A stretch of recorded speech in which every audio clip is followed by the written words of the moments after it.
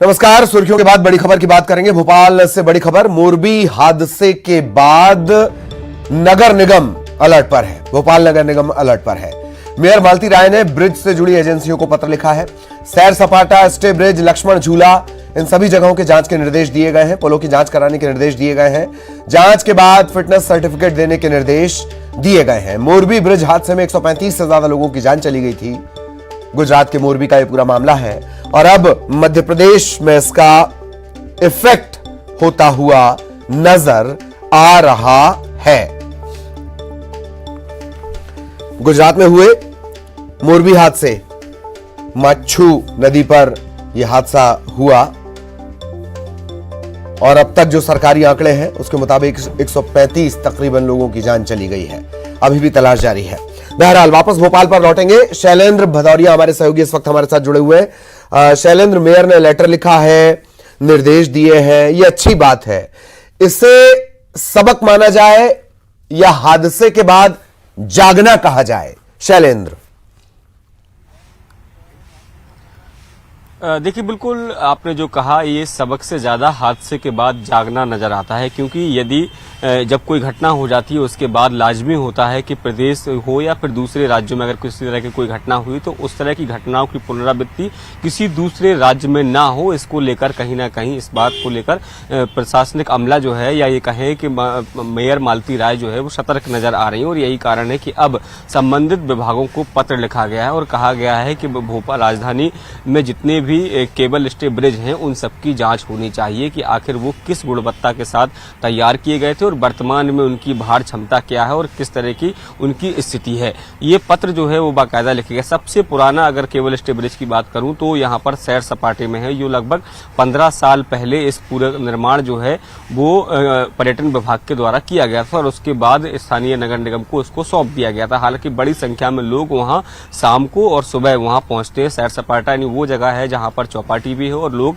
खाने पीने और इवनिंग वॉक के लिए भी वहां पर जाते हैं। इसके अलावा और भी 2 ब्रिज हैं जिनको लेकर भी उन्होंने पत्र लिखा। एक जो है वो भेल में है, उसको लेकर भेल प्रबंधन को पत्र लिखा और एक सबसे जो नया बना है वो राजा भोज सेतु पर है। तो ये 3 ब्रिज जो है उनकी गुणवत्ता को जांचने के लिए फिलहाल जो पत्र लिखा गया है महापौर के द्वारा और कहा गया है जल्दी से जल्दी जो इंजीनियर हैं वो इसकी जांच करके ये बताएं कि आखिर क्या कोई कमी तो नहीं है, ताकि आने वाले हादसों को रोका जा सके। जी, आने वाले हादसों को रोका जा सके। बहुत बहुत शुक्रिया शैलेंद्र इस तमाम जानकारी के लिए। सहयोगी शैलेंद्र विस्तार से जानकारी दे रहे थे। एक और बड़ी खबर भोपाल से मिल रही है। मदरसों को लेकर बड़ा खुलासा हुआ है। 20 सरकारी मदरसे, इनकी जांच की गई है। गोपनीय रिपोर्ट है ये। गोपनीय रिपोर्ट ये कहती है कि मदरसों में तो छात्र पढ़ने ही नहीं आते, बावजूद इसके लगातार मिड डे मील का राशन यहां पर लिया जा रहा है। बाल आयोग की रिपोर्ट में, बाल अधिकार संरक्षण आयोग, उसकी रिपोर्ट में घोटाले की आशंका जाहिर की गई है। मदरसों से जुड़ा यह पूरा मामला है। 20 सरकारी मदरसे ऐसे हैं, छात्र पहुंचते नहीं पर मिड डे मील के नाम पर राशन यहां लगातार पहुंच रहा है।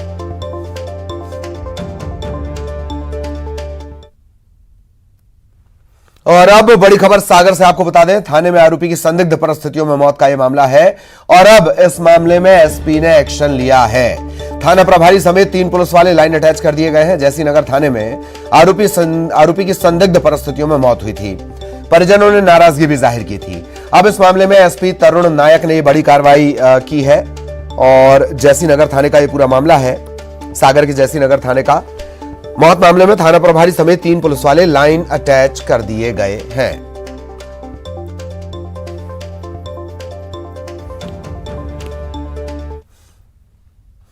भोपाल के लालघाटी से सुल्तानिया इन्फेंट्री लाइंस तक की सड़क का नाम शहीद ग्रुप कैप्टन वरुण सिंह के नाम पर रखा जाएगा। 3 नवंबर को होने वाली बैठक में यह प्रस्ताव रखा जाएगा और उसमें यह फैसला लिया जा सकता है। हालांकि मेयर एंड काउंसिल ने पहले ही इसे मंजूरी दे दी है। आपको याद दिला दें, तमिलनाडु के कुन्नूर में सीडीएस जनरल बिपिन रावत के हेलीकॉप्टर क्रैश के दौरान जो शहीद हैं वरुण सिंह, वो भी उसी में मौजूद थे। हालांकि वो लगातार मौत को मात देते रहे और 8 दिन बाद जिंदगी की जंग वो हारे थे। इसके बाद मुख्यमंत्री शिवराज सिंह चौहान ने सड़क और किसी संस्था का नाम शहीद वरुण सिंह के नाम पर रखने की घोषणा की थी।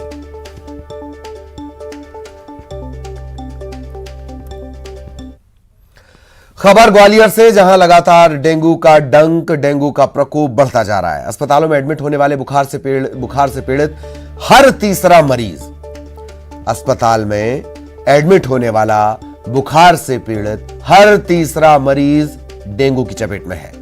मंगलवार को भी ग्वालियर में डेंगू के 31 मरीज सामने आए। 99 सैंपल जांच के लिए भेजे गए थे, 31 पॉजिटिव। जीआरएमसी की जांच रिपोर्ट में 31 की डेंगू रिपोर्ट पॉजिटिव आई है। ग्वालियर में इस सीजन में अब तक डेंगू के 345 मरीज मिल चुके हैं।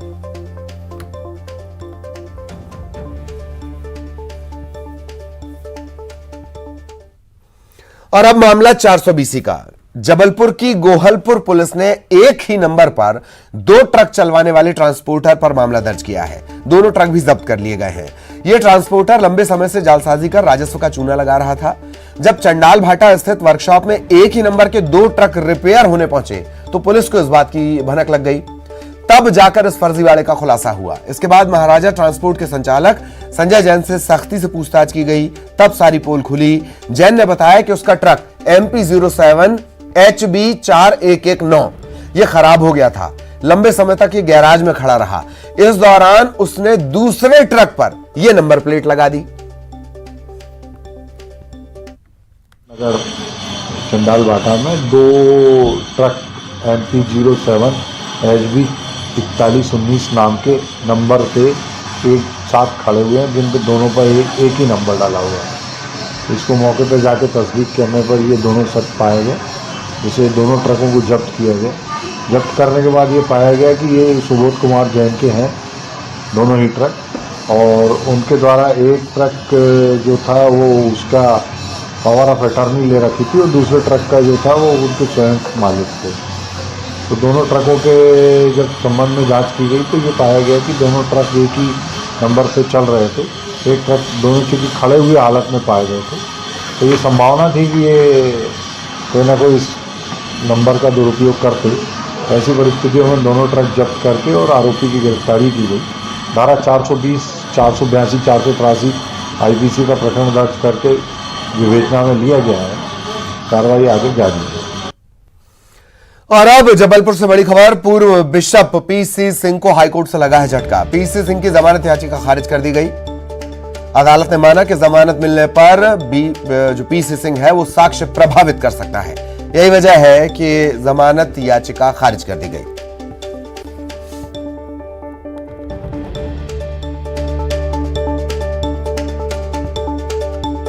बिशप PC सिंह, आर्थिक अनियमितता समेत कई आरोप पूर्व बिशप PC सिंह पर। हाईकोर्ट ने इसे झटका दिया है। PC सिंह प्रेमचंद सिंह, इसकी जमानत याचिका खारिज कर दी गई है। अदालत ने माना है कि अगर PC सिंह को जमानत मिलती है तो वो साक्ष्यों को प्रभावित कर सकता है। जबलपुर से ही एक और बड़ी खबर। आयुष्मान योजना में फर्जीवाड़े का यह पूरा मामला। सेंट्रल किडनी हॉस्पिटल के संचालक को भी हाईकोर्ट से झटका लगा है। आरोपी डॉक्टर अश्विनी पाठक की जमानत अर्जी खारिज कर दी गई। जांच जारी रहने तक जमानत का लाभ नहीं दिया जा सकता, ये अदालत ने माना है। होटल में फर्जी मरीज भर्ती कर आयुष्मान योजना में फर्जीवाड़े का आरोप इस पर लगा है।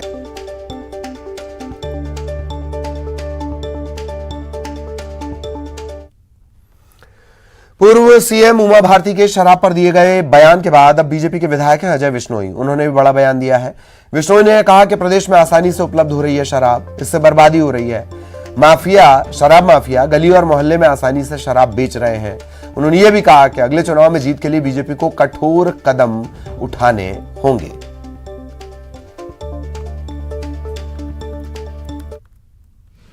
ग्रामीण हो या शहर, शराब अपने आप में एक बड़ी भारी जो है खराबी है। और जब शराब बहुतायत में उपलब्ध हो जाए, हर गली कूचे में मिलने लग जाए, हर गांव के अंदर मिलने लग जाए, सहजता से उपलब्ध होती है, तो आदमी उसका उपयोग भी उतना ही ज़्यादा करता है और उतना बर्बाद होता है। छोटे बच्चे बर्बाद होते हैं। इस चीज़ के खिलाफ मैंने लगातार माननीय मुख्यमंत्री जी से कहा है और मेरा ये लड़ाई का मुद्दा है। और न सिर्फ लड़ाई का मुद्दा है, अगला राजनीतिक चुनाव के लिए भी मेरे को लगता है ये एक ऐसा मुद्दा है जिस मुद्दे के कारण भारतीय जनता पार्टी सहज रूप से हर एक पोलिंग बूथ में 100 वोट बढ़ा सकती है और अगला 2023 का चुनाव सरलता से जीत सकती है। मेरा मुद्दा सिर्फ और सिर्फ इतना है मैं उमा भारती जी के मुद्दे से ज़रा अलग बात रखता हूँ। उमा भारती चाहती हैं पूरी शराबबंदी हो जाए। पूरी शराबबंदी की अपनी अलग बुराइयाँ और खराबियाँ हैं, उसको मैं अभी नहीं गिनाना चाहता।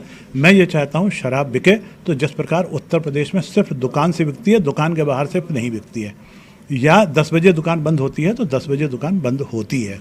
हमारा सिर्फ निवेदन इतना है कि शराब के दुकानदार और ठेकेदार अपने दुकान से बाहर हर गांव में जाके जो शराब उपलब्ध करा रहे हैं और उसके चेले चमचे वहां पे जो शराब बेच रहे हैं उसको बंद कर देना चाहिए। उससे महिलाएं बहुत व्यथित हैं, परेशान हैं और निश्चित रूप से बर्बादी बहुत कुछ हो रही है।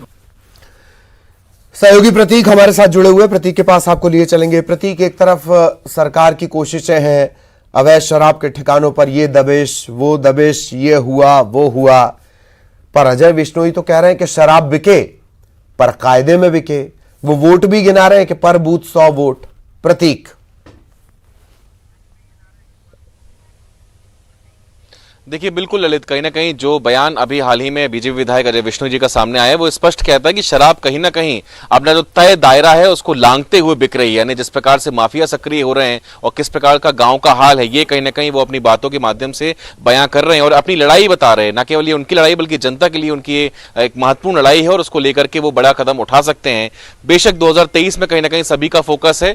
एक तरफ उमा भारती जो पूर्ण शराबबंदी की मांग कर रही है, लेकिन इनकी मांग दरअसल उनसे थोड़ा सा अलग है। वो चाहते हैं कि कायदे में शराब बिके, जिस प्रकार से दुकान का जो सही समय है उस दायरे में बिके। हाल ही में जिस प्रकार से तमाम जो शराब माफिया के गुर्गे हैं वो गांव गांव गली कूचे शराब बेच रहे हैं, ये कहीं ना कहीं नुकसानदायक है। और 2023 का जो जिक्र किया है उन्होंने, वो कहीं ना कहीं एक और इशारा है कि अगर शराबबंदी के मसले पर कोई संजीदगी नहीं बरती गई तो न केवल नुकसान बल्कि काफी कुछ हो सकता है। लेकिन अगर इस मुद्दे पर काम कर लिया गया तो प्रति बूथ 100 वोट का कहीं ना कहीं सरप्लस बीजेपी के लिए रहेगा। तो सियासी मायनों में समझे तो बयान के कई मायने हैं, लेकिन फिर भी जो मुख्य मुद्दा है वो शराब है और 2023 का चुनाव शराब के इर्द गिर्द हो सकता है।